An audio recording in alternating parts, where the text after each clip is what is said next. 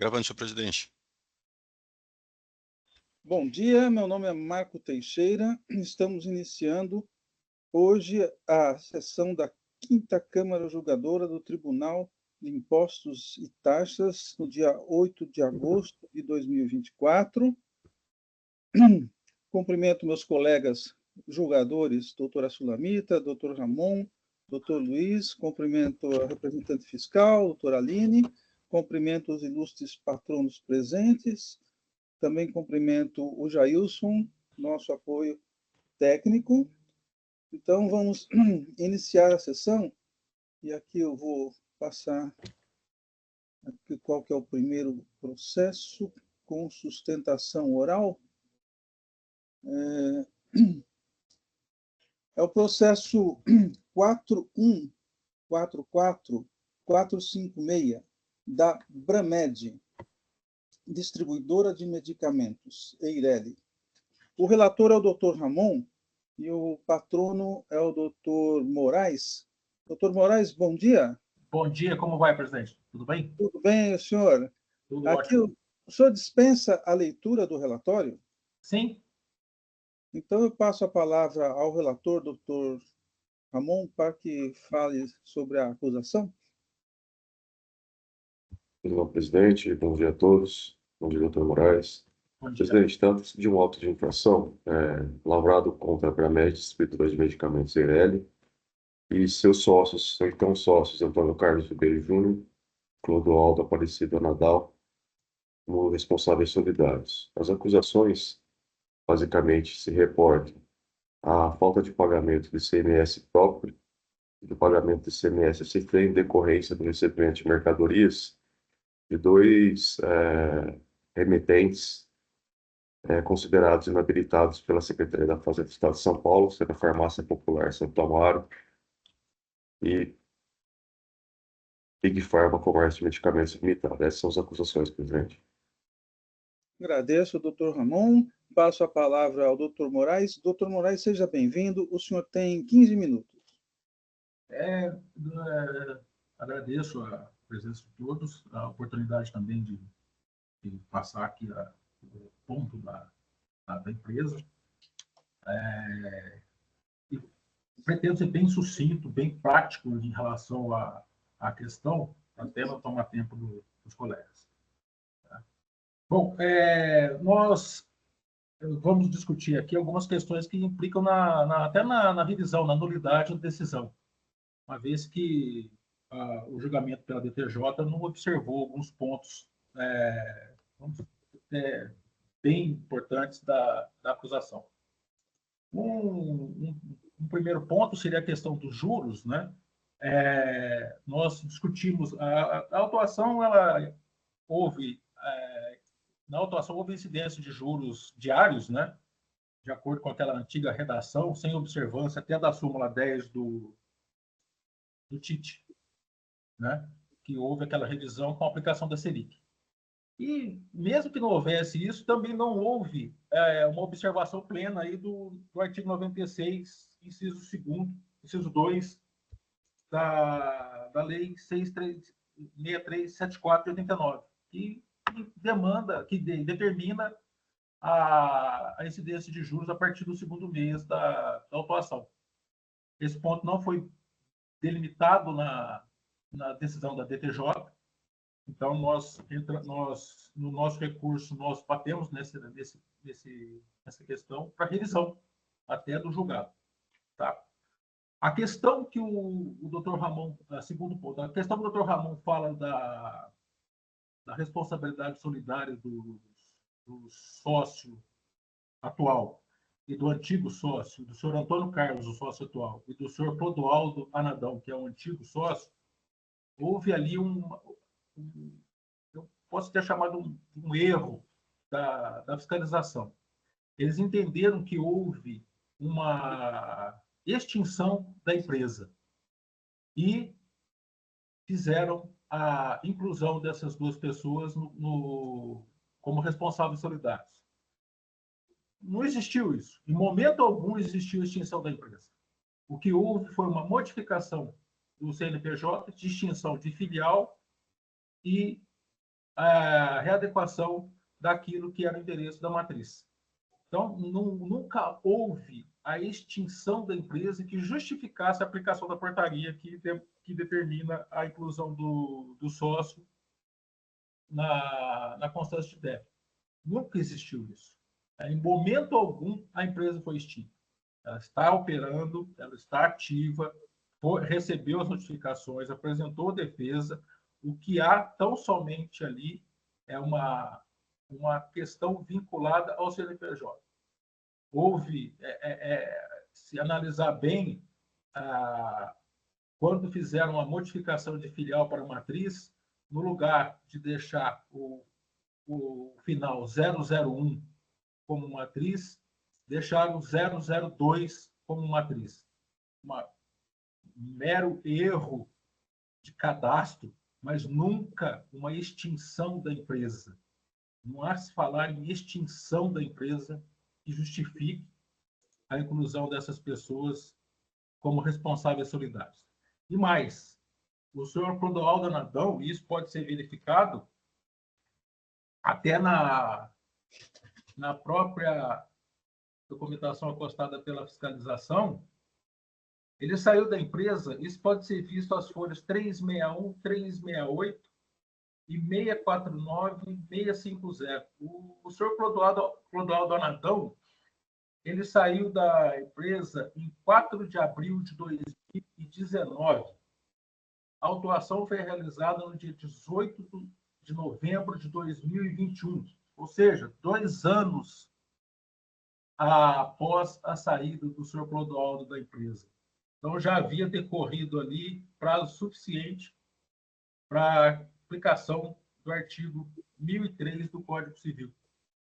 Parágrafo único do artigo 1003 do Código Civil. Quer dizer, nenhum dos dois poderia ter sido incluídos como responsáveis solidários, uma vez que não houve extinção da empresa. Não houve extinção, não incide a portaria. E o senhor Clodoaldo já havia saído da empresa há mais de 2 anos. Então, incide aqui, no caso, o parágrafo único do artigo 1003 do Código Civil. Isso também não foi observado pela DTJ. Ela passou ao largo nessa questão. Ela não enfrentou esse ponto.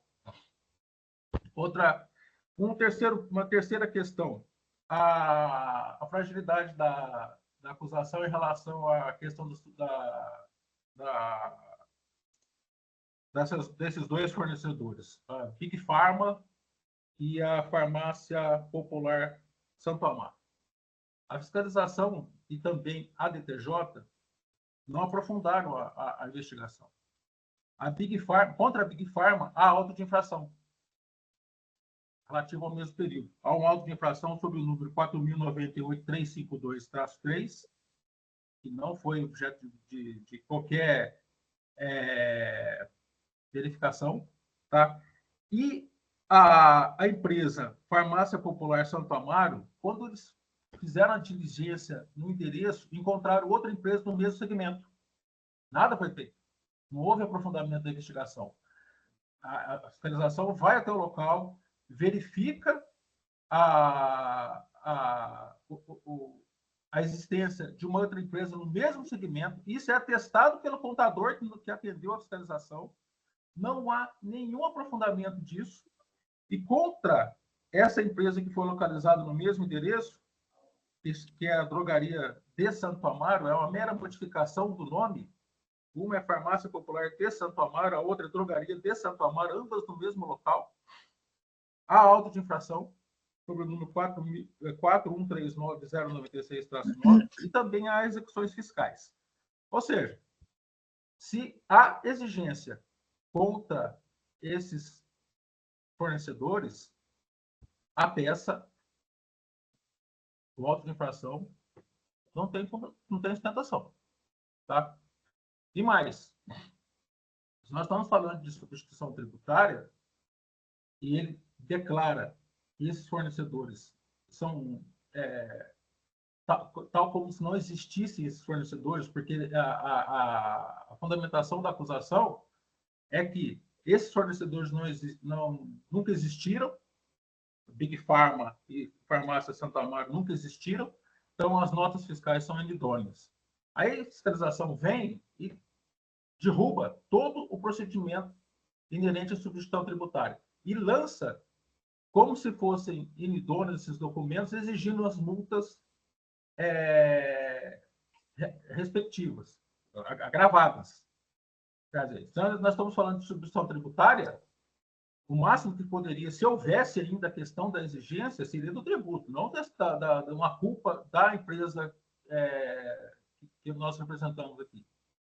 E outra coisa, se ele desconstitui, ele derruba toda a questão da substituição tributária, ele não está observando o princípio da acumulatividade, porque ele joga todo o tributo e todas as multas sobre o autuado, sem dar condições de buscar eventual crédito das operações anteriores. Quer dizer, o formato que foi utilizado pela fiscalização é grotesco. Ele simplesmente vai pelo caminho mais fácil, joga toda a responsabilidade nas costas da empresa, sem oferecer meios para que ela possa verificar efetivamente toda a operação. Houve a circulação da mercadoria? Houve. Se houve, não poderia ter desconstituído toda a operação e aplicar tão somente o débito, esquecendo todas as operações anteriores. Eles fizeram algo como se fosse o que é comum a gente ver, que é aquele sujeito que compra crédito. Aquele sujeito que compra crédito, quer dizer, não existe a circulação da mercadoria, ele compra o documento fiscal, ele se acredita e para diminuir o montante de tributo a ser pago. Eles fizeram algo parecido com isso, quando, na realidade, deveria ter sido feito de forma diferente. Por quê? Se trata de substituição tributária e ele está desconstruindo toda essa ideia, ele haveria de ter feito também o aproveitamento dos valores anteriores. Por quê? Não há mera compra de crédito para que seja realizada a autuação da forma agravada. Tá? Bom, nós discutimos também a questão das multas. A fiscalização, foi discutido tanto na defesa quanto no recurso.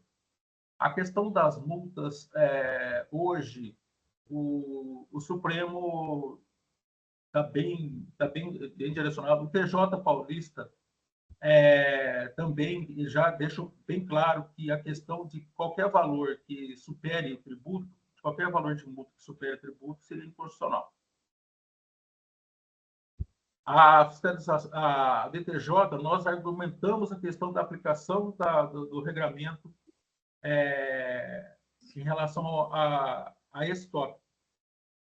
A fiscalização diz que a DTJ deixou de enfrentar, alegando que não pode discorrer sobre inconstitucionalidade de lei, mas não foi isso que foi invertido na defesa, e sim a incidência de multa com efeito de confisco, o que não foi bem delimitado na decisão proferida pela DTJ. Nós pedimos ali a nulidade da decisão, tá? Em cima desses pontos.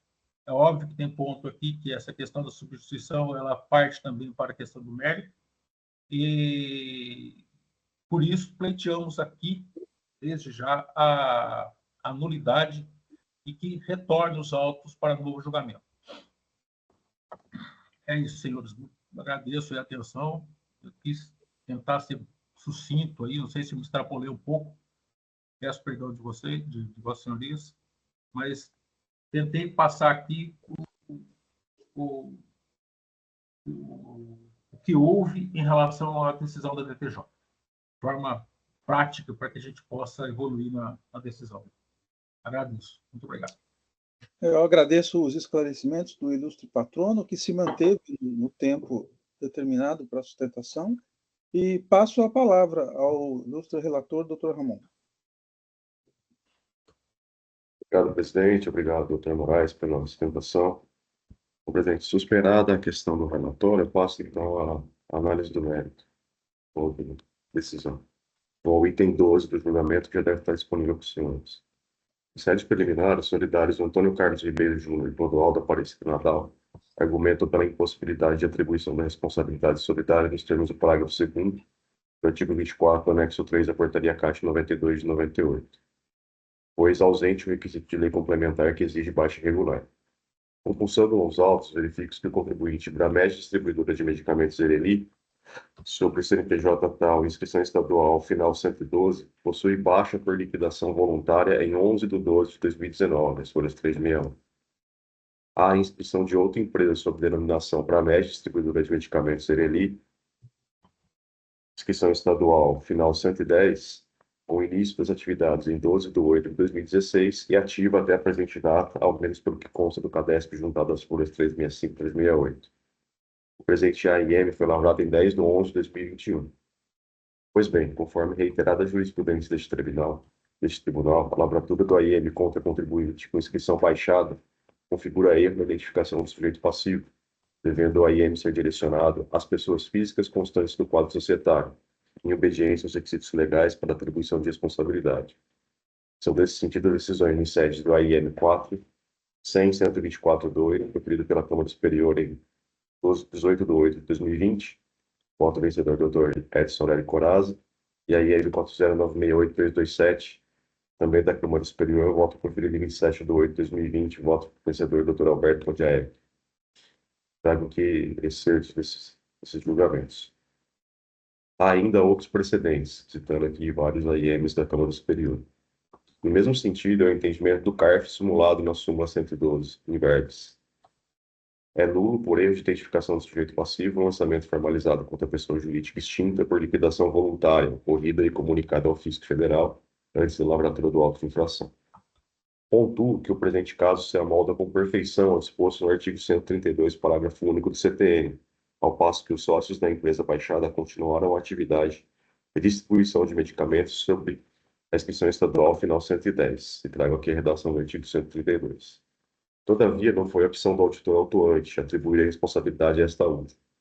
Pelo exposto, adiro ao posicionamento deste tribunal, motivo pelo qual julgo incorreta a identificação do sujeito passivo para a MED, distribuidora de medicamentos, escrito sobre a inscrição estadual final 112, baixada regularmente em 11 de 12 de 2019.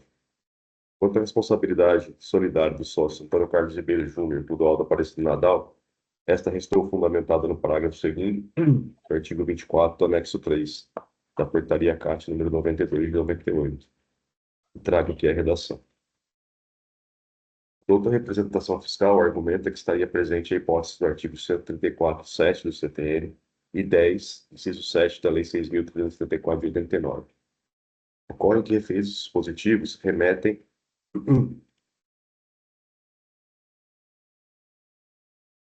à liquidação de sociedade de pessoas, as quais são reconhecidas pela doutrina como aquelas em que prevalece o aspecto da fect societatis, quais sejam sociedade em nome coletivo, de capital e de indústria, sociedade em comandita simples e sociedade em compra de participação. A Ereli, espécie societária da autuada, após a extinção da previsão legal de sua constituição, obedece aos ditames das sociedades limitadas, para as quais não se aplicam os referidos dispositivos dos artigos 134.7 e 10.7, respectivamente, do CTN e da Lei 6.374 de 89.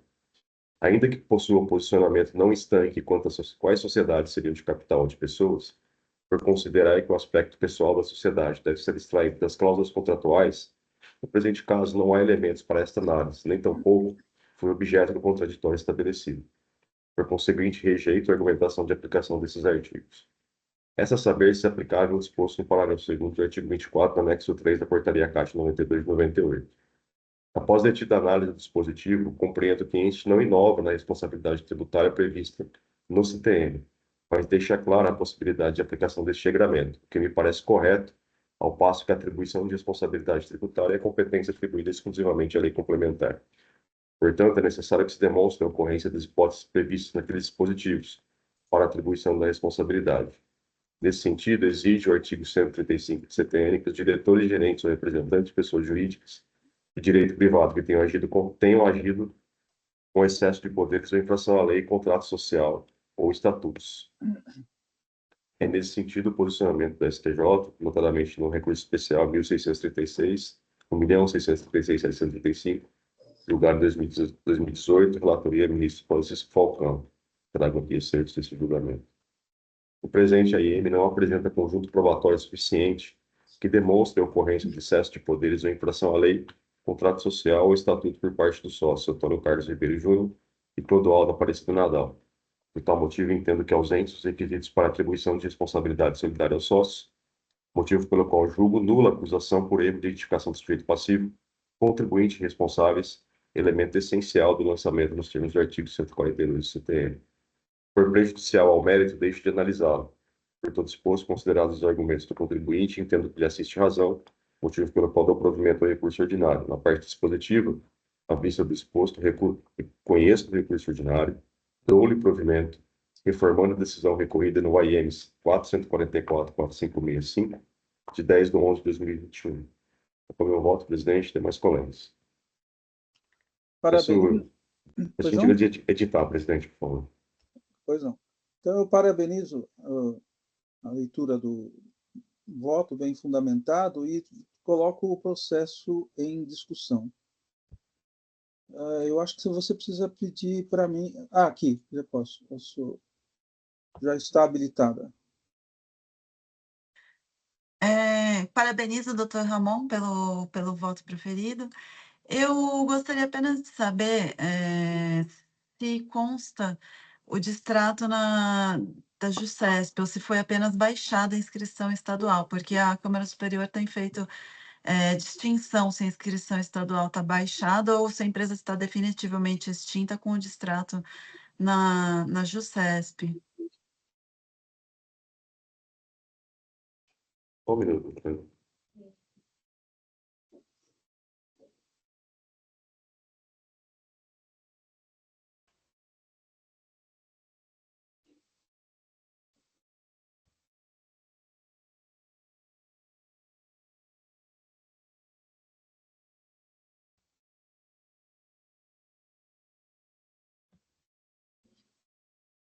Eu questiono se há o distrato social com distrato no processo. Isso, porque se não tiver essa informação, porque assim, a qualquer momento a empresa pode pedir a baixa, né? Então, ela insere no sistema a baixa da inscrição estadual. Mas é claro que tem uma série de requisitos, né, para que ela possa ser definitivamente extinta, que tem que ser cumpridos.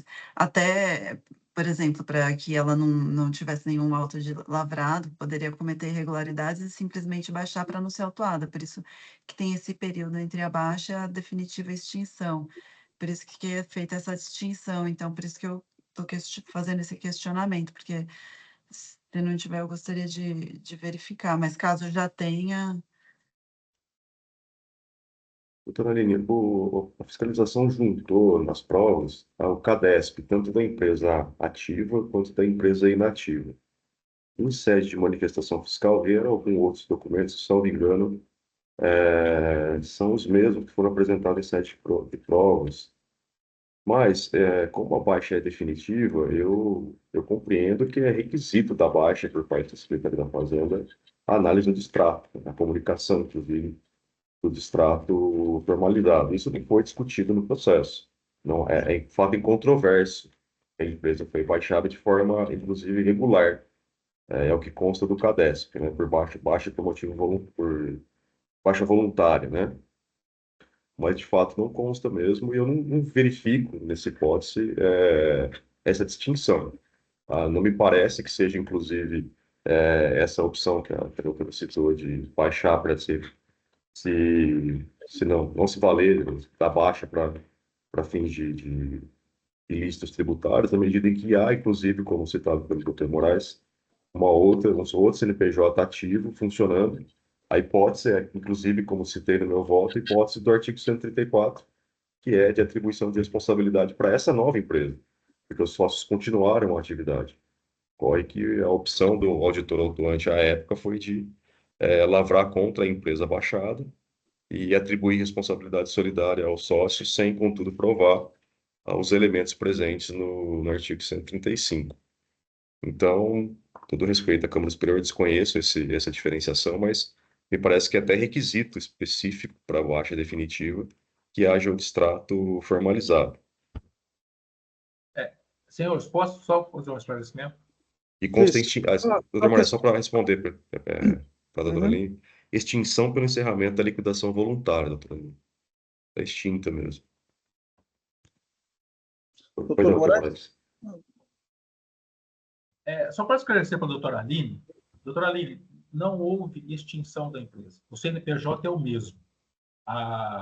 Existia o CNPJ como o final 0001 e existia o final 002. Houve a extinção de uma filial e que transformou aquilo que era filial, transformou em matriz. Não houve extinção da empresa. Tal como se qualquer empresa que tem várias filiais, ela pode extinguir, encerrar as atividades de uma filial e continuar as atividades normalmente. O que houve, no caso, não houve extinção da empresa em momento algum. Houve tão somente o encerramento dessa filial e as operações continuaram normalmente. Em momento algum, houve extinção da empresa, inclusive distrato. E não houve continuidade das operações com outra empresa, não é isso. É tão somente o encerramento de uma filial e com a modificação do 001 e 002. Só isso. Em momento algum, reiterando aqui, em momento algum, houve a extinção da empresa. Desculpe, e o distrato, né, que seria a baixa da empresa na junta comercial. Não houve isso. Eu agradeço pelos esclarecimentos. A matriz foi constituída antes, né, da filial, não é que teve a filial e depois a continuidade em uma empresa que foi constituída posteriormente. Eu gostaria de pedir vista para analisar melhor isso, verificar na JUSESP essa informação como consta, em que pese, né, os esclarecimentos do doutor Ramon, que teve a inscrição estadual extinta pela baixa voluntária, mas eu gostaria de pedir vista para fazer essa análise na JUSESP. Só para complementar, nós fizemos uma juntada de extratos da JUSESP de folhas 368 nos autos. Só um minuto, por favor. Antigamente, a empresa se chamava... Desculpa interromper, cortar a palavra de você, mas a empresa anteriormente se chamava CBS e passou a se chamar Pramed. Não há uma nova empresa chamada Pramed. Houve uma alteração de nome de CBS para Pramed. Mas as folhas 368 não consta o CADESP, que foi juntado pela Secretaria da Fazenda mesmo. Não, desculpa. Só um minutinho.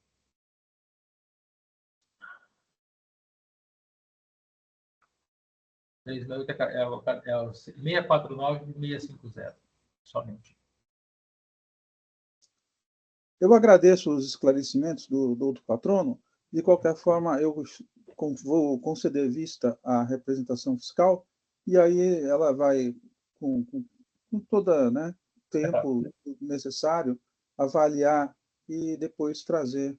O processo vai ser colocado brevemente, novamente em pauta. Eu peço, então, que o senhor acompanhe. Então, vistas concedidas, o processo aqui, deixa eu só me ver aqui.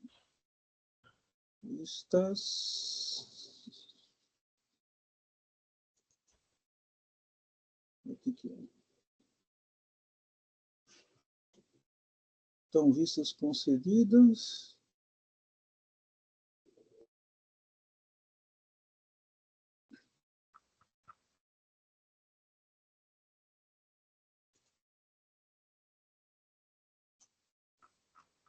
Então, o processo 4144456 da Bramed saiu em vistas e eu agradeço aqui o doutor Moraes pelos esclarecimentos. Fique à vontade para permanecer na sessão ou fique à vontade também para se retirar e em breve será o processo retornará à pauta. Obrigado, senhor presidente. O próximo processo é o 4133342 da Ultrafarma Saúde Limitada, da doutora Sulamita. O doutor Rodolfo Paulo Costa está presente. Bom dia. Bom dia, excelência. Bom, doutor, como já houve a sustentação oral, tá, agora não pode ser feita novamente sustentação oral, mas se houver algum esclarecimento de fato, o senhor fique à vontade, ok? E aqui, então, vou passar para o julgamento. Eu peço aqui, aguardando confirmação do parecer de vistas da representação fiscal, doutora Aline, e, enquanto isso, eu passo a palavra à relatora para que faça, por gentileza, um resumo do voto já proferido. Bom dia a todos e a todas. Obrigada, presidente. Esse é aquele caso que nós tentamos votar, né, na última sessão, que veio o parecer, né, da representação fiscal, que se trata de exigência, né, de pagamento de ICMS, substituição tributária, né, com base ali dos preços do PMC, né, do preço médio do consumidor, fundamentado nos valores das portarias CATs, né, ali elencadas. E eu segui alguns precedentes, né, da Câmara Superior, teve 2 precedentes de casos análogos da Câmara Superior e já de outras câmaras de julgadoras, onde restou determinada, né, o cancelamento do auto de infração pela iliquidez da base de cálculo, né, fundamentando no 142 do CTN. Então, foi assim que eu votei. A representação fiscal no processo saiu em vistas, ela trouxe o parecer e o presidente, né, e o doutor Ramon, fizeram o voto divergente e ficou em fase de julgamento. Esse é um breve relato do caso. Agradeço os esclarecimentos. Eu só chamo a atenção da doutora Aline. Parece que a gente não conseguiu votar porque existiam alguns caracteres especiais no parecer da representação. Se a senhora puder, antes de registrar, verificar se não tem nenhum, digamos assim, caractere especial que possa, de novo, né, voltar ao problema, que a gente não conseguiu delimitar exatamente o que foi, mas se puder só dar uma verificada, se não tem nenhum link ou alguma coisa que possa, vamos assim, trazer um problema na técnica do processo, né? Ele tinha reclamado, a gente não conseguiu resolver, e parece que o problema estava na formatação do parecer. Olha, olhando aqui, não tem imagem e também não tem link, mas eu deixei até registrado, mas não tinha nenhuma imagem e nenhum link. Seria caractere especial, poderia ser será que alguma outra coisa? Olha, a gente não conseguiu identificar, né? Parecia que o parecer fazia menção a algo externo. Por exemplo, aqui eu não consigo ainda enxergar. Deixa eu ver se eu vejo. Tá. Ó, eu estou vendo o parecer aqui, então também não consigo. Eu acho que, se quiser, novamente, pegar o original do Word e passar, por exemplo, o Note, né? Talvez o Word tenha alguma coisa especial que tenha introduzido e a gente não veja. Mas é que agora ele já ficou registrado, não está registrado? Não, para mim ainda não está registrado. Deixa eu ver. Eu não tenho. Acho que. Bom, como eu estou vendo, pode ser que ele já esteja registrado. Espera aí, tem um jeito fácil. Ele estava dizendo que não estava, deixa eu ver. Agora está registrado. Bom, vamos ver o que acontece, né? Eu vou solicitar a preferência. Enquanto isso, se a doutora Aline quiser brevemente, né, falar sobre o parecer. Acho que não teria necessidade agora, né? Porque a gente já só apontou na última. Porque somente agora que eu vou poder introduzir o voto de preferência. Só um minutinho.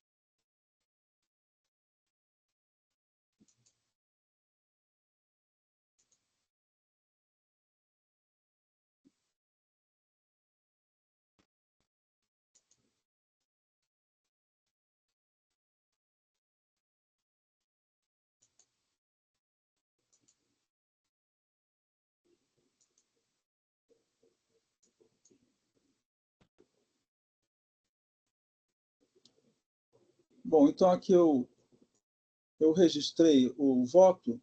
Eu vou ler muito brevemente um resumo, né? Porque o ilustre patrono não estava na sessão anterior, né? Então, eu pedi preferência mais detidamente para analisar o feito. Peço vênia para incorporar o bem elaborado relatório da ilustre juíza relatora, doutora Sulamita Alayon. Acompanho o voto da ilustre relatora em relação ao conhecimento e desprovimento do recurso de ofício. Em relação ao recurso ordinário, com minhas escusas à culta juíza, ouso discordar de seu bem fundamentado voto.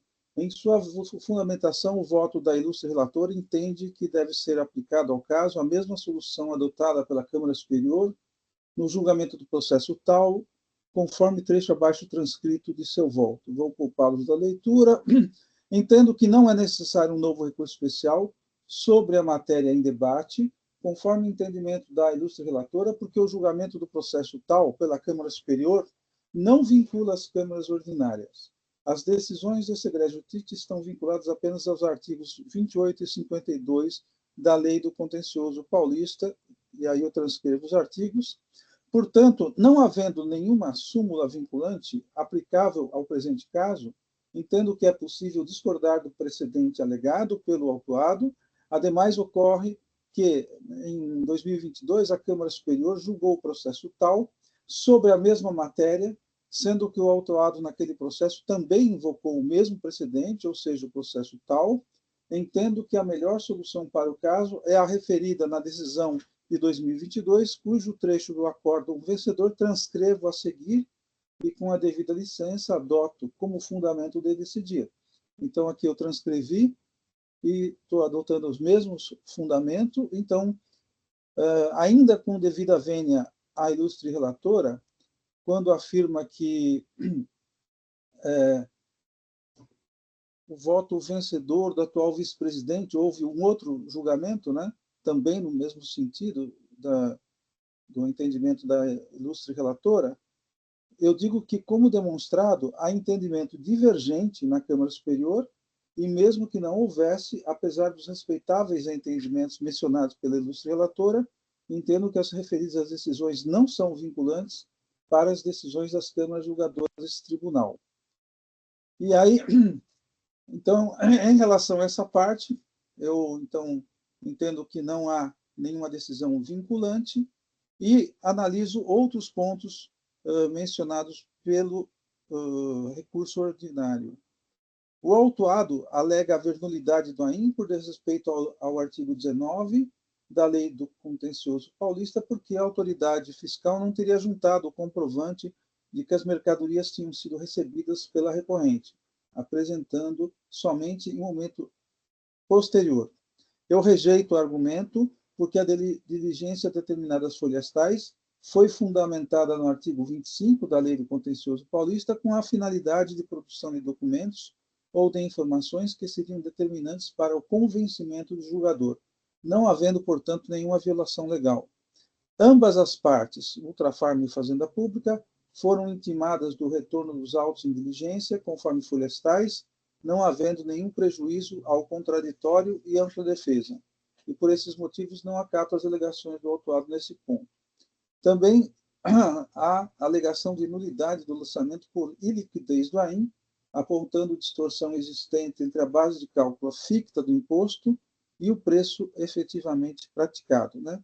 Eu não estou também aceitando, eu rejeito as alegações do recorrente, por entender que o AIM foi lavrado em observância com o que dispõe o artigo 34 da Lei do Contencioso Paulista, que está em consonância com o artigo 142 do CTN, sendo, portanto, cumpridas todas as exigências impostas ao AIM. O autuado também alega que haveria iliquidez do lançamento, pois a autoridade fiscal não teria calculado corretamente a base de cálculo do imposto, visto que teria classificado incorretamente os medicamentos C de referência, C equivalente ou C genérico, e C positivo, negativo ou neutro, em violação a 142 do CTN e do inciso 4º do artigo 34 do Contencioso Paulista. Eu não acato as alegações ao recorrente nesse ponto e justifico. Em relação aos cálculos efetuados pelo fisco, importante registrar as considerações do FR autuante às folhas tais. Então, aqui eu transcrevo, vou poupá-los da leitura, né? Então, todas as justificativas do cálculo foram apresentadas, e aí eu digo que, com base no acima exposto, conclui-se que o lançamento realizado pelo douto FR autuante encontra suporte na legislação tributária paulista e está em conformidade com as portarias CAT mencionadas. Importante também registrar a manifestação do autuante às folhas tais, que detalha o cálculo feito e as classificações feitas. E concluo que o fisco fundamentou a base de cálculo do imposto no preço máximo ao consumidor, que encontra guarida no parágrafo 2º do artigo 8º da Lei Complementar 87/96, e aqui eu reproduzo o dispositivo legal. Conclui-se assim que a base de cálculo está fundada estritamente em regras de cálculo estabelecidas em portarias e instrumentos normativos vigentes na legislação, de forma que o fisco não tem competência para ajustá-las e, desta forma, a alegada distorção entre os valores indicados pelas portarias CAT, base ficta, e o preço efetivamente praticado na venda ao consumidor não tem sustentação, uma vez que existe procedimento próprio para tanto. O autuado também alega que não estaria sujeito ao recolhimento de imposto na modalidade de substituição tributária, tendo como objeto o comércio varejista de produtos farmacêuticos sem manipulação de fórmulas, motivo pelo qual assume a condição de substituído tributário para os medicamentos adquiridos de indústrias farmacêuticas situadas no Estado de São Paulo, sendo que estas sim assumem a condição de substitutas tributário. Eu rejeito as alegações. O presente caso trata de cobrança de ICMS antecipado, devido nas operações da própria empresa, a ser recolhido por antecipação na entrada de mercadorias advindas de outro Estado. O item 1 do parágrafo 8º do artigo 8º da Lei do ICMS, invocado pelo autuado, é claro ao prescrever que, nos casos em que não seja praticável a sujeição passiva por substituição, a responsabilidade pela retenção e pelo pagamento do imposto relativo à substituição nas operações ou prestações com mercadorias ou serviços provenientes de outro Estado ou do Distrito Federal é do destinatário estabelecido em território paulista, desde que este último não seja estabelecimento varejista. Porém, conforme premissa já mencionada na redação do dispositivo invocado pelo autuado, não há que se falar em impossibilidade de aplicação da sujeição passiva por substituição tributária, porque nos presentes autos, o dispositivo prescrito no artigo 426-A do RICMES é aplicável ao caso, ou seja, em operações com mercadorias indicadas nos artigos 313-A a 313-Z20 do RICMES, provenientes de outras unidades federativas, deve-se aplicar mecanismo de substituição tributária com recolhimento antecipado do tributo. Importante registrar que o julgador monocrático afirma as folhas tais, né, desses dispositivos, né, e aqui o recorrente subsidiariamente requer a limitação dos juros à taxa Selic. Nesse aspecto, eu conheço e dou parcial provimento, né? Portanto, conheço o recurso de ofício e nego o provimento, e conheço o recurso ordinário e dou-lhe parcial provimento apenas para limitar os juros de mora à taxa Selic e, no mais, manter a decisão recorrida. Então, é assim como o voto. Eu coloco novamente o processo em discussão.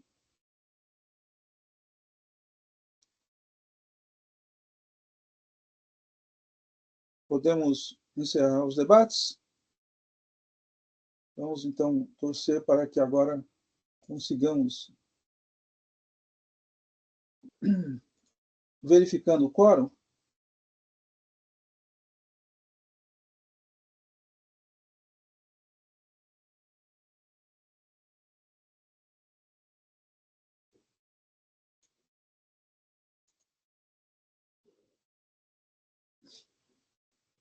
votação iniciada.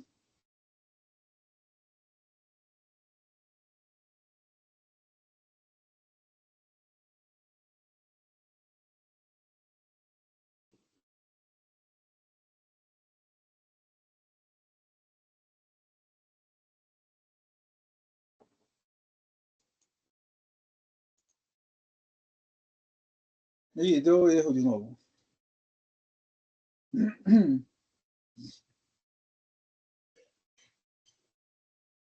Vamos ver.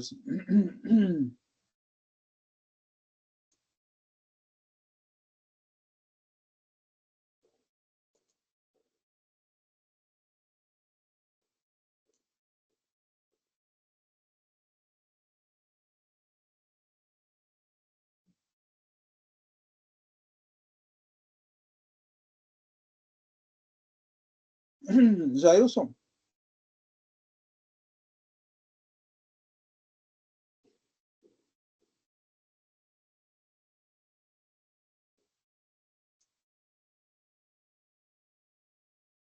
Alô, presidente, pois não? É o mesmo problema da sessão passada, viu? Dá um toque para o pessoal do DTI, se eles precisam de mais alguma coisa, porque é o mesmo problema.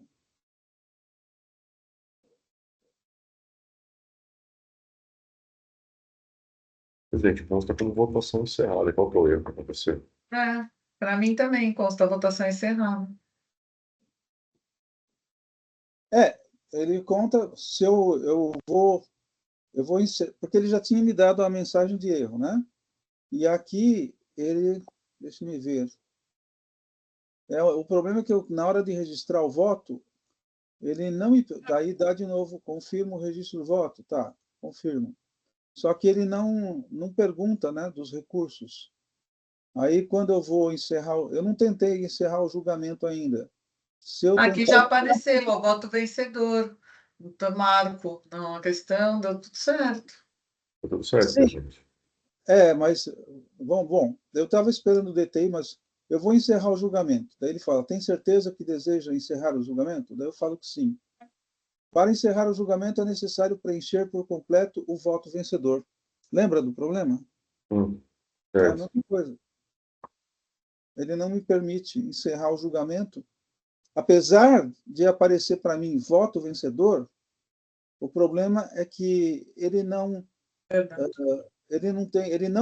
me abriu para registrar recurso de ofício, recurso ordinário, né? O seu voto, doutor Marcos, ele não está relacionado no campo em cima, onde fica todos os votos. registrados. Só está o da Sulamita, o da representação e o do antigo. É que isso é quando já traz, quando ele já fica no processo, como ele fez em Anterior. sessão, aí não aparece ali em cima. Ah, tá.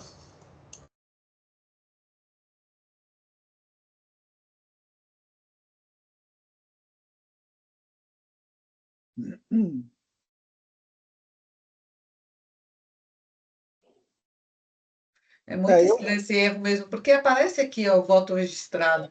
Aí tem não a questão antecedente ao conhecimento, recurso ordinário conhecido integralmente com julgamento de mérito, parcialmente provido, recurso de ofício conhecido integralmente com julgamento de mérito não provido.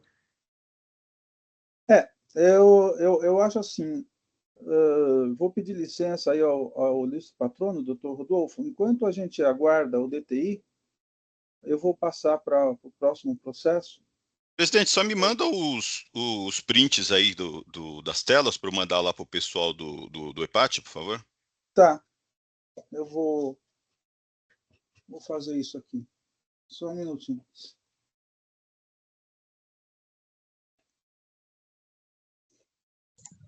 Excelências, perdoe-me. Então, o proferimento da decisão aguardará até que se resolva essa questão técnica. Sim, porque nesse momento eu não consigo encerrar o julgamento. Então eu vou aguardar orientações do DTI, a gente pode esperar um pouco até encerrar a sessão, senão eu vou ter que retornar o processo à relatora, vamos ter que ter uma solução, né? O fato é que a gente não consegue encerrar o julgamento, esse é o fato. Entendi, Excelência. Muito obrigado. Uhum. Só estou colhendo aqui os prints.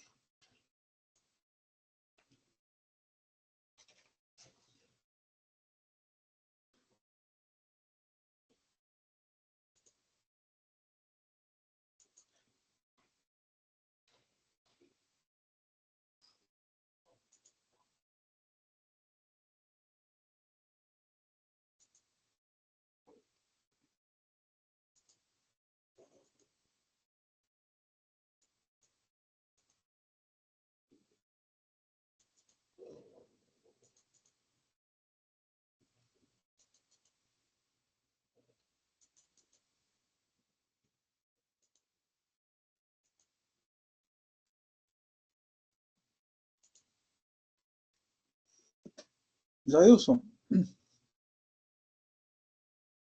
Pois não, presidente. eu acabei de mandar para você um arquivo com todos os prints, e aí eu peço você, por gentileza, encaminhar ao DTI. Enquanto isso, a gente vai para os próximos processos, ok? Perfeito, presidente. Certo. Então, agora, o próximo processo é o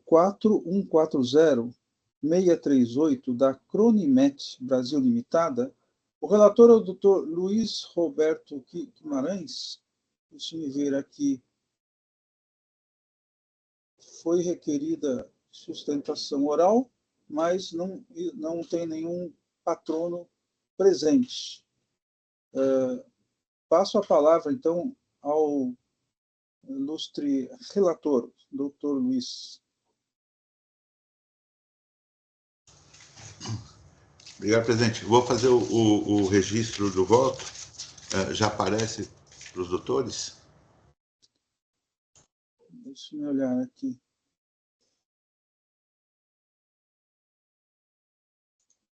Já aparece.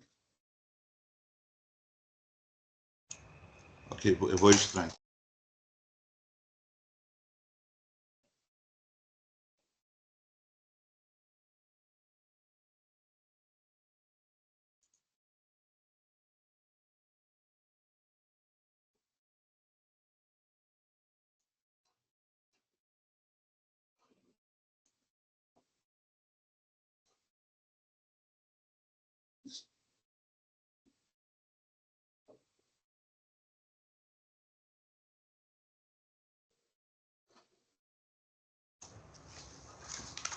Eu vou começar a leitura no item 11, a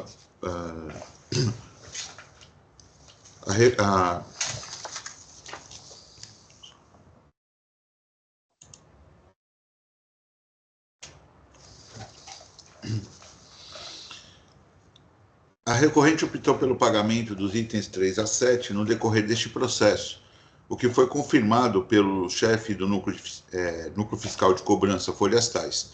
Tal ato implica no reconhecimento da matéria tributária, afastando-a do contencioso administrativo, cujo recolhimento resulta na extinção do crédito tributário correspondente.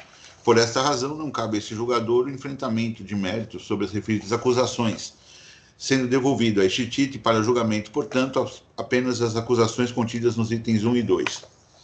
Do recurso de ofício. Por efeito da diligência ordenada pela delegacia, examinando as alegações apresentadas pela recorrente em sua defesa, a autoridade lançadora decidiu revisar seu trabalho, apresentando novos levantamentos fiscais, folhas tais, onde excluiu as notas fiscais duplicadas de simples faturamento e de remessa de mercadorias, bem como corrigiu equívocos entre as medidas de peso consignadas às notas fiscais e aquelas consideradas na elaboração do lançamento original.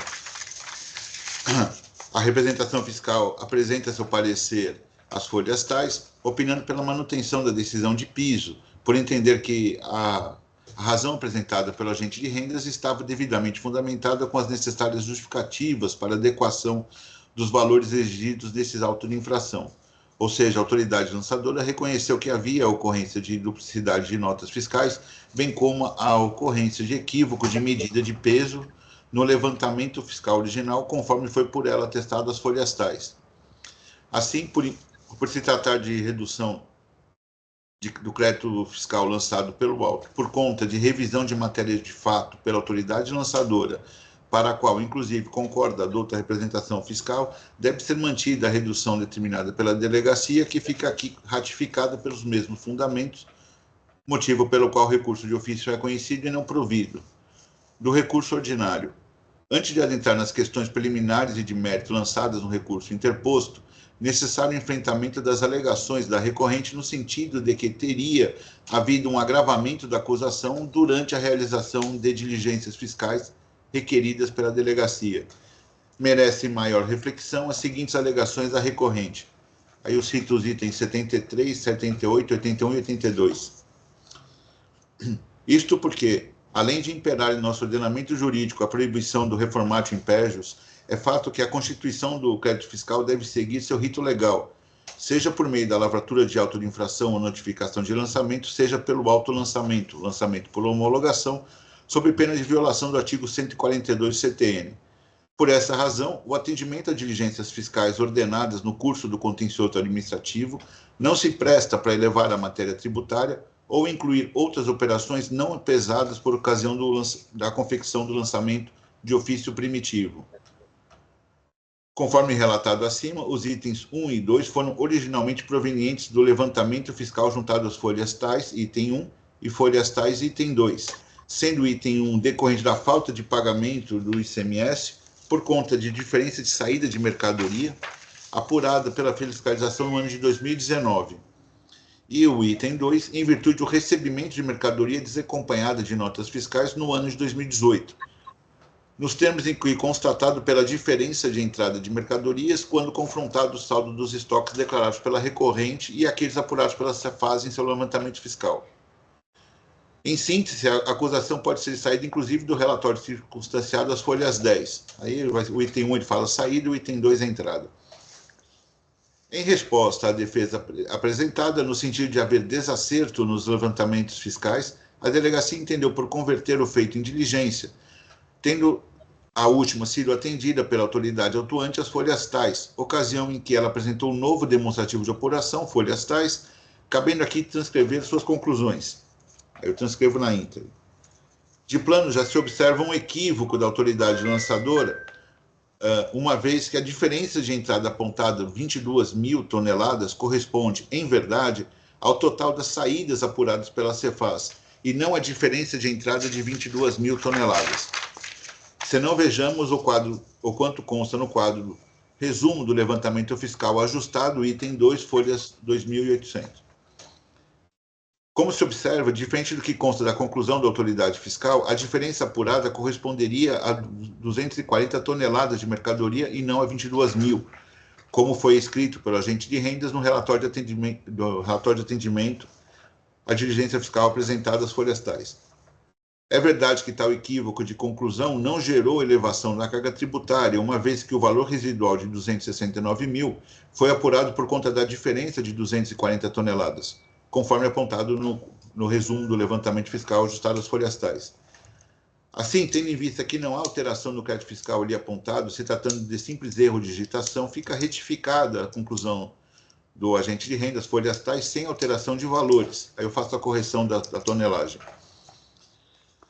Depois de corrigir o erro material, entendo que assiste razão à recorrente quando alega que a autoridade lançadora, sob pretexto de excluir operações duplicadas ou com erro de medida de peso, alterou completamente o lançamento inicial, representando na prática um novo lançamento. Ao tema, cumpre relembrar as origens do lançamento remanescente conforme consignado na decisão de piso, folhas tais, item 1 é entrada, saída e item 2 é entrada.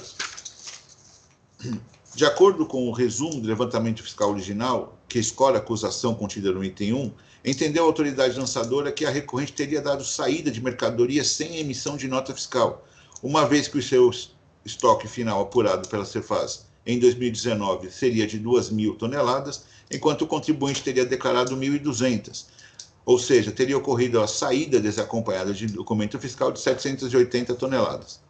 Já a acusação contida no item 2 traz situação inversa, uma vez que a recorrente declarou seu estoque correspondente a 1.100 toneladas, enquanto a Cefaz apurou, depois de pesar as entradas e saídas no período, a quantidade de 880 toneladas, o que levou ao entendimento que teria ocorrido a entrada de mercadorias de 200 toneladas desacompanhadas da nota fiscal.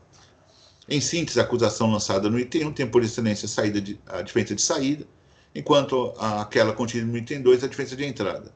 Acontece que, por ocasião da exclusão das duplicidades operações, correção de erros quantitativos e pesos contidos no lançamento fiscal, toneladas versus quilogramas, bem como o ajuste das notas fiscais tais, resultou na inversão da acusação. Ou seja, a conduta inicialmente tipificada no item 1, lançamento original, passou a corresponder ao item 2, no levantamento fiscal de folhas tais.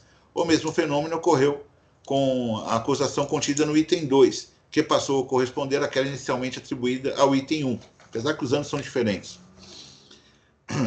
É isso que se extrai da revisão de lançamento realizada por ocorrência da diligência fiscal. Aí eu fiz um quadro comparativo do ano de 2019 e 2018, na acusação 1 e acusação 2, onde há uma transferência da acusação da entrada para a saída, e vice-versa. Como se observa, a acusação contida no item 1, ano 2019, passou da diferença de saída de 280 toneladas de mercadoria para a diferença de entrada de 240 toneladas. A acusação contida no item 2 foi também modificada, na medida em que passou da diferença de entrada de 230 toneladas para a diferença de saída de 160 toneladas. Cabe registrar que as condutas descritas nas acusações primitivas são distintas, posto que, quando identificada a diferença de saída de mercadoria, está atribuindo a prática de venda sem a correspondente emissão de nota fiscal, ou seja, deixar de pagar ICMS sobre venda. Enquanto, quando se acusa com base na diferença de entrada, atribui à recorrente a conduta de receber mercadoria desacompanhada de nota fiscal. Tamanha divergência das condutas que, na primeira hipótese, a recorrente figuraria como vendedora, enquanto na segunda, como compradora.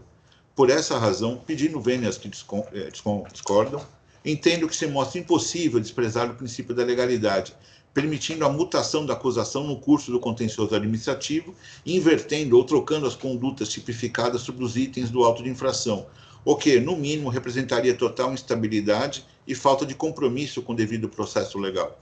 Na prática, o que fez a autoridade lançadora durante o atendimento da diligência foi de cancelar a acusação contida no item 1, anulando as diferenças de saída de 700 toneladas lançadas para o ano de 2019, o que extirpa a acusação contida, a acusação de ausência de pagamento de ICMS, e, no mesmo ato, constitui uma nova acusação de diferença de entrada no mesmo período, ou seja, de ter a recorrente adquirir mercadoria desacompanhada da nota.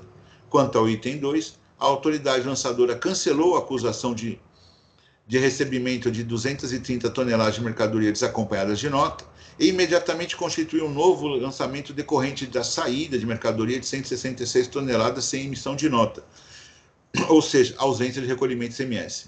No meu sentir, seria inconcebível a constituição de decretos fiscais no curso do processamento contencioso administrativo, principalmente sem a lavratura de auto de infração que apontasse a conduta específica e garantisse o livre exercício do contraditório e ampla defesa desde a origem da dívida. De forma mais linear, sendo tipificada a acusação contida no item como diferença de saída, folhas tais, portanto, com a imputação de deixar de recolher ICMS no ano de 2019, e tendo a autoridade lançadora posteriormente declarado as folhas tais que não há diferença de saídas de mercadoria, saldo zerado, para o mesmo exercício, deve ser cancelado o lançamento contido no item 1. No mesmo sentido, originando-se a acusação no item 2, na prática de recebimento de mercadoria desacompanhado de nota, e posteriormente, tendo a autoridade atestado as folhas tais que não há diferença de entradas no ano de 2018, deve ser cancelado o lançamento contido no item 2. Afasto, em respeito ao princípio da legalidade, a tentativa de constituir nestes autos o lançamento complementar decorrente de entradas para o ano de 2019, bem como diferença de saídas para o ano de 2018, porque ambas condutas não incorporaram as acusações primitivas para os períodos apontados na revisão do lançamento fiscal, folhas tais, podendo a autoridade lançadora, se assim entender, constituir lançamentos em autos próprios. Em vista do cancelamento integral da acusação, perde-se objeto as demais alegações da recorrente. Diante do exposto, deixando de apreciar os itens 3 a 7, em virtude do pagamento realizado pela recorrente e confirmado pelo chefe do núcleo fiscal de cobrança, conheço do recurso de ofício e nego o provimento, mantendo as reduções de créditos tributários contidos no itens 1 e 2, nos termos em que determinado pela decisão de piso, e conheço do recurso ordinário e dou integral provimento, cancelando integralmente o saldo remanescente dos itens 1 e 2 do A1. É como voto, presidente. Parabenizo o voto do ilustre relator e coloco o processo em discussão. Parabenizo o doutor Luiz pelo voto, todas as considerações feitas, os cálculos estão todos corretos. Só em relação ao item 1 que eu queria fazer uma observação, né? Todos os apontamentos estão corretos, não discordo de nenhuma dos cálculos, as tabelas estão todas corretas. Quanto ao item 1, que foi inicialmente identificada a diferença de saída e depois foi constatada as entradas não registradas, quando é efetuado o levantamento fiscal específico, as autuações, ora ocorrem em relação ao 85.3c, né, com a exigência do imposto por solidariedade com base no artigo 11, normalmente, e horas ocorrem autuações com base no 85.1A, como é o caso do 4084.784, 4087.665. E nesses casos, quando é constatada a diferença de entradas, entrada de mercadorias não registradas, tem a presunção de omissão de operações de saídas não tributadas. Então, como no caso está capitulado com a multa com base no 85.1A e os dispositivos infringidos, os 58 e o 87 do RICM, são dispositivos genéricos, apenas mencionar, não sei se seria o caso da identificação da correta capitulação.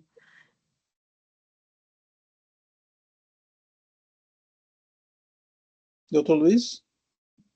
Eu realmente não entendi o alcance que a Aline está buscando. É que, como está capitulado no 85.1A, que é de falta de pagamento do imposto apurado em levantamento fiscal nas saídas das mercadorias, tem autos lavrados que, por levantamento fiscal específico, né, de diferença de estoques, que constatam diferenças de entradas de mercadorias registradas, que por conta da presunção do levantamento fiscal, a presunção é de saídas omitidas ao fisco. Então, eu não sei se seria o caso de considerar correta essa capitulação da multa e essa infringência que consta no auto, apesar da diferença indicada ter sido inicialmente de saídas e depois de entradas. Não teria como alterar a do item 2, porque a do item 2 já está como recebimento de mercadorias e não daria para alterar para saída. Mas em relação ao item 1, efetivamente tem a falta de pagamento do imposto e poderia, né, caso seja lavrado um novo auto, também poderia ser capitulado no 85.1A, indicando esses dispositivos, os mesmos dispositivos infringidos. Por isso que eu indico, né, essa possibilidade.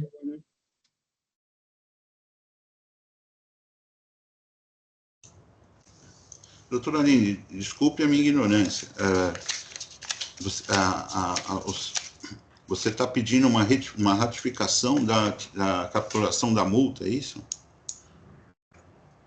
Não a ratificação da capitulação da multa, deixar a multa capitulada da mesma forma, apenas considerar que com o novo demonstrativo ainda caberia essa capitulação da multa. Mas se eu entendo que não cabe o principal, o meu entendimento é que não há principal mais. É que a alteração, o erro foi tão grande na apresentação que não há principal. Aí eu não estou entendendo porque eu tenho que fazer um enfrentamento, né, da capitalização de uma multa que eu não concordo do valor principal dela. Eu acho que a conduta é completamente diferente, em nenhum momento fala sobre presunção nem nada. A acusação é venda sem nota mesmo, é o que está no termo circunstanciado. Então, eu acho que está muito bem escrito o termo circunstanciado, o entendimento da fiscalização, quando ela fez no primeiro momento. Ela errou as notas, várias notas, ela trocou quilos por toneladas, isso é verdade, foi corrigido depois pela autoridade fiscal. Então, só que os erros foram tão grandes que inverteu as condutas. Então, eu estou entendendo que as condutas realizadas no auto original foram alteradas na revisão. Inclusive, assim, o meu sentimento no momento, quando a Receita, o agente de rendas faz o primeiro atendimento à fiscalização, ele nem junta os cálculos, porque eu acho que ele já sabia que ele tinha feito uma inversão de acusação e não quis colocar isso no processo. Aí voltou para julgamento de delegacia, aí o recorrente reclamou que não podia conferir os cálculos porque não foram juntados demonstrativos, baixou em diligência de novo, e ele apresenta os cálculos meio que colocando o que é positivo ou negativo para não demonstrar essa inversão. Então, eu não concordo com a conduta da acusação. Entendi. Eu não acho que permanece nada. Respeito os entendimentos diversos, mas eu acho que é um erro de acusação. Uhum. Tudo bem. Doutora Aline, se só puder abaixar um pouco a câmera, porque eu só fico olhando a sua testa, fica mais... Aí, fica melhor. Um pouquinho mais, abaixar um pouquinho mais. Aí eu nem consigo ver se a senhora pede a palavra ou não, mas tudo bem. Então, agora melhorou. Desculpa, eu achei que estava aparecendo. Eu Não não tem vi. problema. É que a senhora já tinha pedido a palavra, eu não olhei, não consegui perceber, mas falei, tudo bem, ela pediu a palavra, mas agora fica melhor. Eu acho Desculpa. que ficou esclarecido o ponto. Eu entendi até certo ponto, mas eu não acho que não concordo. Você argumentou no sentido de que, olha, a acusação, conforme a capitulação e sei lá o que, ainda assim, em outros autos se entendeu que também se aplica à saída de mercadoria, apesar de, né? Só que tem um problema aí. Mesmo que eu entendesse o que a senhora falou, que eu não confesso que eu não entendi como é que poderia se manter a acusação, mas mesmo que se mantivesse, tem um argumento importante que o doutor Luiz colocou, que na acusação primitiva, ele falou que tinha a saída, que tinha falta de pagamento, e depois o próprio fiscal diz, não, nesse período não teve falta de pagamento. Entendeu? E aí a falta de pagamento ele manda para outro período. E aí, para mim, o que, pelo menos no meu sentido, e é por isso que eu vou acompanhar o doutor Luiz, é que houve uma reformatio impégios, independente dos outros aspectos, porque eu vejo que o auto, a recorrente, né, ela também colocou várias argumentações que me parece, num primeiro momento, que a decisão de primeira instância não rebateu. Mas, como disse, eu não vou entrar nesse ponto, porque eu vi o ponto que para mim é decisivo, é que realmente houve um reformatio impégios, independente que se pudesse acusar, não, eu também posso acusar por falta de pagamento, só que isso aí aconteceu posteriormente, entendeu? Mesmo que ele, se desde o começo tivesse essa capitulação e ele mantivesse, e ele justificasse, tudo bem, mas ele simplesmente, aquela saída que ele falou que era suposta, ele disse que não é mais. Então, eu acho que aí é um reformatio impégios. Mas, respeitando os entendimentos, tem mais alguma manifestação? Não havendo, então eu vou encerrar os debates.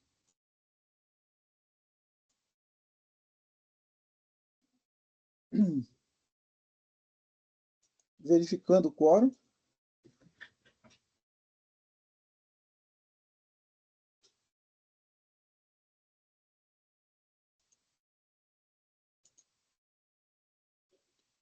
Votação iniciada.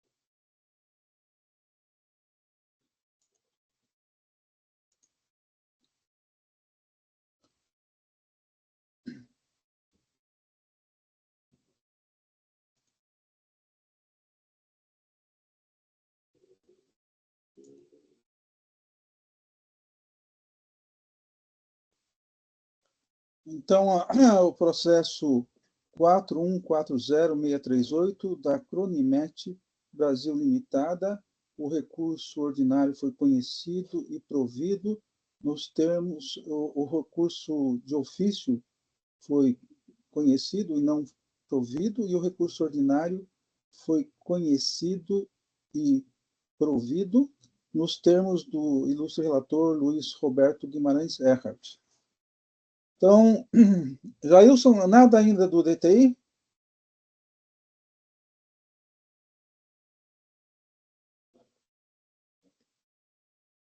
Presidente, tem uma questão. O senhor colou o voto antes no WordPad?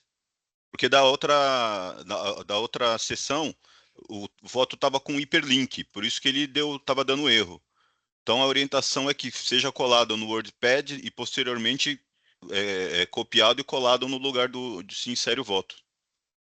Bom, mas só uma coisa, isso aí tinha sido argumentado para o voto da representação fiscal, né? E agora eu não tenho, nesse momento, como mudar o voto da representação, parecer, porque a gente tinha visto que havia um erro, né, quando se clicava na representação fiscal.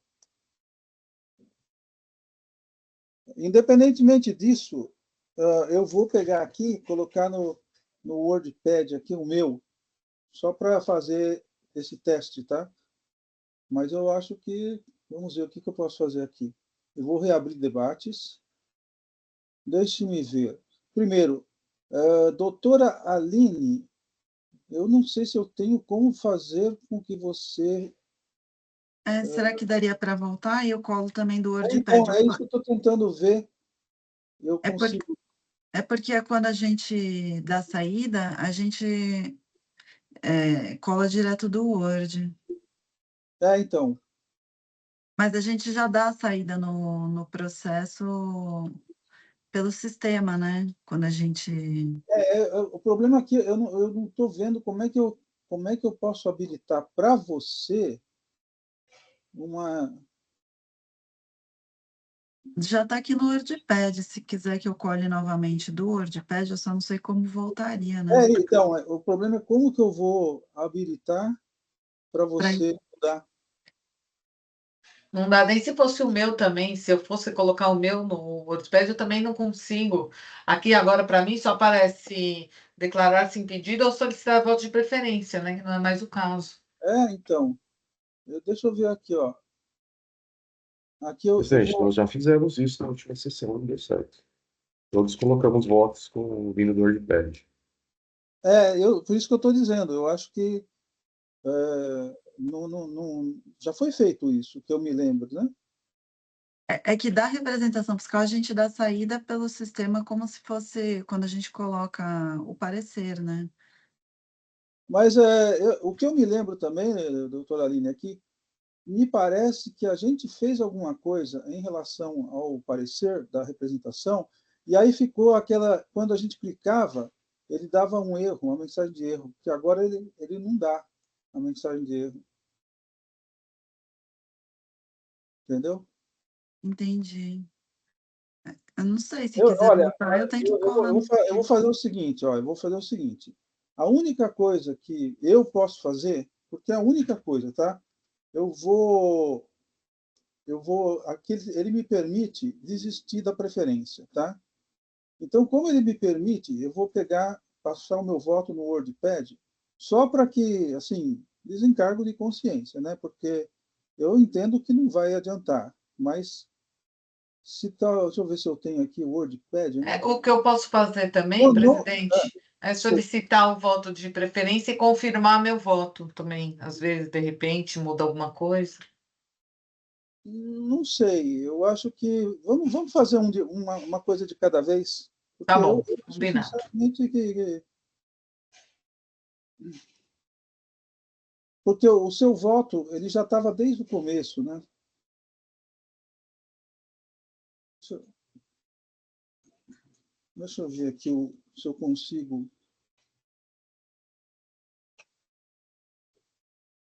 O que eu vou fazer é isso. Eu vou, pelo menos para não dizer que eu não fiz, eu vou colocar aqui no WordPad, porque o meu ele não tem nenhum formato especial que pudesse justificar, né?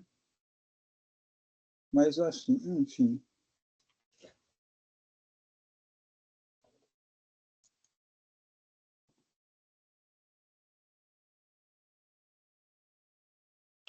Vai desformatar tudo? Não, até que não desformatou.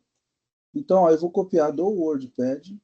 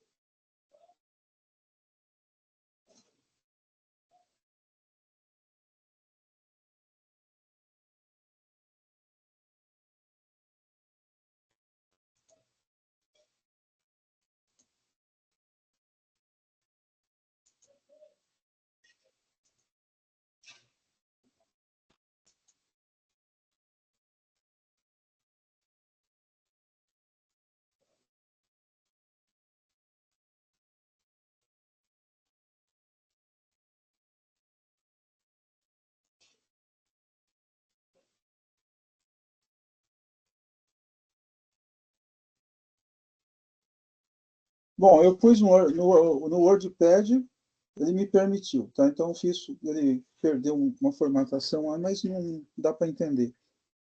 O da doutora Aline eu não tenho como modificar, e o da doutora Sulamita também não tem. Então, mesmo que você pedisse preferência, doutora Sulamita, o seu voto ficaria registrado, de qualquer forma, seria incorporado depois.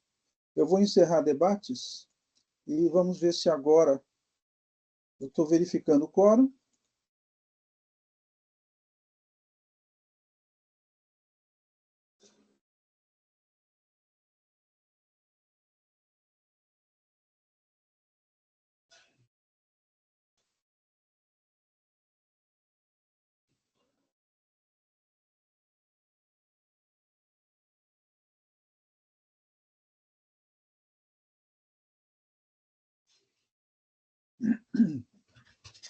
Verificando o quórum.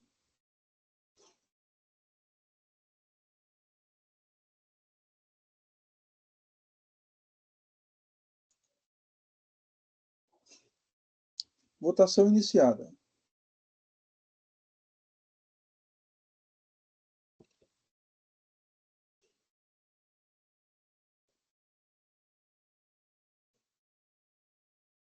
Aí eu encerro a votação.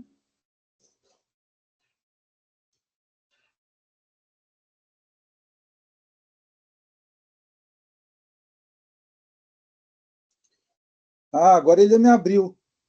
Ele me abriu.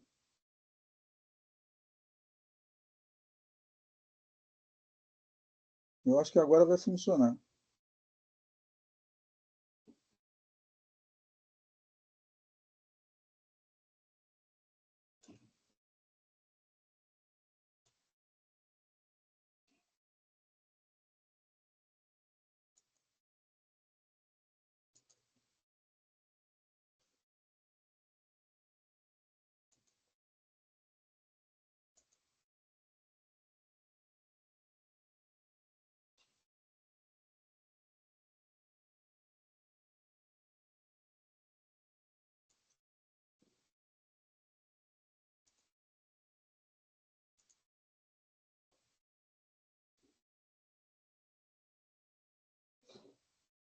Agora, vocês podem ver que o voto vencedor, ele Agora foi mesmo. agora foi. Então, a culpa era minha, viu? Era o meu Word aí. É. Então, responsabilidade tributária identificada, corrigida. Então, eu vou encerrar o julgamento. Presidente, pela ordem, Pois não? isso é interessante comunicar ao doutor Rodolfo, que continua ficando. Isso, é que é o primeiro... então, doutor Rodolfo, no processo da Ultrafarma, a gente conseguiu corrigir o erro do sistema, de forma que o voto vencedor, ele, da minha relatoria, é um voto de preferência, ele conheceu do recurso ordinário e deu parcial provimento, apenas em relação à questão de juros acima da Selic, né? E, em relação ao recurso de ofício, conheceu e negou provimento. Então, com isso, a votação está encerrada. Eu estou encerrando o julgamento. Vamos ver se eu consigo. Agora, encerrou o julgamento. Sim, já encerrou aqui. Exatamente. Então, eu agradeço aí a paciência do ilustre patrono. E, se quiser permanecer na sessão, fique à vontade. E, se quiser se retirar, também fique à vontade. Excelências, muitíssimo obrigado. Tenha um excelente julgamento. Ok. Vamos, então, ao último processo da pauta, que é o 5023948, ele LW Tex Comércio de Tecidos Limitada, de minha relatoria. Aqui ele tem sustentação oral requerida, mas não é nenhum patrono. Então, eu vou gravar aqui a informação. Aqui. O voto já está registrado. Eu vou passar a leitura. No item 9. O AIN trata de duas infrações. falta de pagamento do imposto apurado por meio de levantamento fiscal, item 1.1, e por emissão de notas fiscais com erro na determinação da base de cálculo, item 1.2. No recurso ordinário, em relação ao item 1.1, a infração é relativa ao levantamento fiscal apurado pelas informações e códigos prestados pelo próprio contribuinte. Eu rejeito a alegação do recorrente quando argumenta as folhas tais de seu recurso que a correção das obrigações acessórias pode ser feita a qualquer tempo, mesmo após a instauração do procedimento fiscalizatório. Eu justifico. A fiscalização realizou o levantamento fiscal e notificou o autuado para que prestasse os seus esclarecimentos a respeito das diferenças apuradas em seus estoques. O recorrente respondeu à notificação informando o correto valor dos seus estoques e esclarecendo que houve mero erro formal nos seus registros fiscais. Porém, o fisco não aceitou a correção porque o contribuinte não mais estaria sob o abrigo da espontaneidade, nos termos do artigo 138 do CTN. Com efeito, não se pode aceitar a apresentação extemporânea de novos valores de estoque, pois isto seria uma tentativa de adequar as escritas fiscais às constatações do fisco, procedendo, após a ação fiscal, a supostos ajustes, com o simples intuito de eximir-se da atuação. Correto, portanto, o procedimento fiscal, ou seja, os valores utilizados pelo fisco foram obtidos da escrituração fiscal do contribuinte, de forma que não se podem ser, após o início de fiscalização, alterados, nos termos do parágrafo 2º do artigo 88 da Lei do ICMS, in verbis. Rejeito também a alegação recorrente, conforme folhas tais, de que a autoridade fiscal deveria ter cobrado ICMS com redução de base de cálculo, de modo que a carga efetiva seja de 12% sobre o montante apurado, e justifico.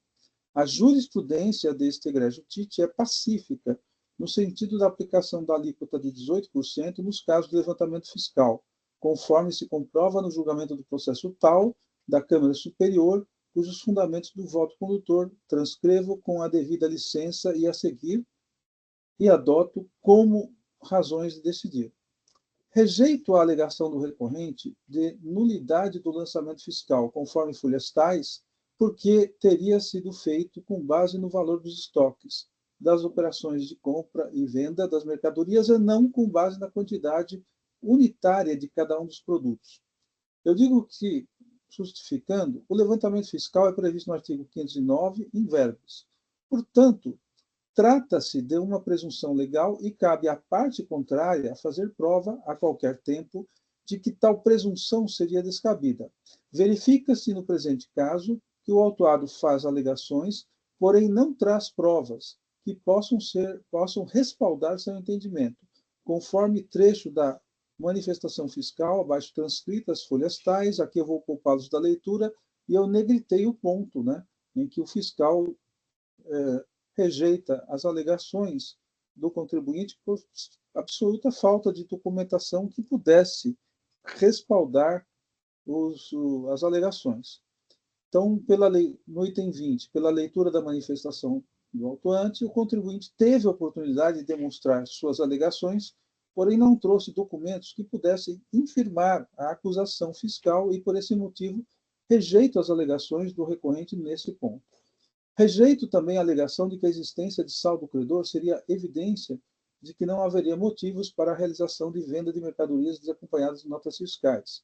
Conforme já explicitado acima, a acusação de falta de pagamento de ICMS apurada por meio de levantamento fiscal não foi elidida pelo contribuinte, de forma que a acusação deve ser mantida por ser autônoma e independe do fato de existir saldo credor na escrita do contribuinte.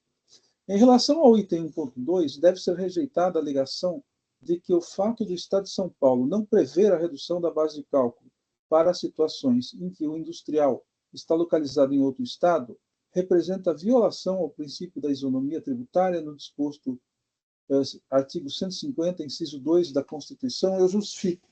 A restrição mencionada pelo autuado ocorre em decorrência da legislação tributária vigente no Estado de São Paulo. É o benefício disposto no anexo 2 do artigo 52, convênio ICMS 190/17. No âmbito do contencioso tributário paulista, o afastamento de lei sob alegação de inconstitucionalidade só é possível nos casos previstos no artigo 28 do contencioso paulista, o que não é o caso dos presentes autos, conforme se verifica no enunciado referido do artigo. Rejeito a alegação do recorrente, conforme folhas tais de seu recurso, quando diz que o fisco deveria ter considerado a existência de saldo credor no cálculo do débito fiscal lançado no AIM e justifico. A jurisprudência pacífica deste egrégio TIT é no sentido da impossibilidade de compensação entre débitos e créditos em hipótese não prevista na legislação, conforme recente acordo da Colônia da Câmara Superior no julgamento do processo tal, em sessão de junho de 2023. Em relação à alegação da recorrente de que haveria iliquidez das multas aplicadas, porque a atualização da base de cálculo da multa não possuiria amparo legal, deve-se aplicar o entendimento já pacificado no TIT por meio da súmula 13 de 2017. Por todo o exposto, conheço do recurso ordinário interposto pelo contribuinte e nego-lhe provimento, devendo ser mantida a decisão recorrida, e o processo está em discussão.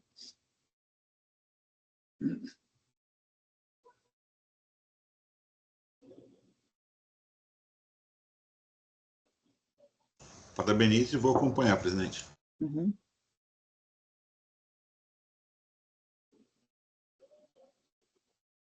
Bom, não havendo mais nenhuma manifestação, vou encerrar os debates e verificando o quórum.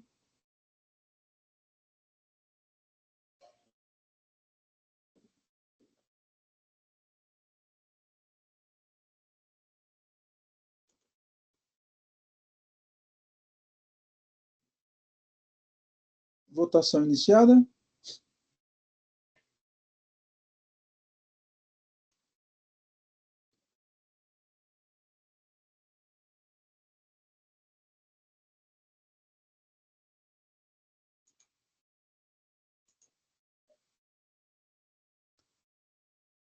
Votação encerrada.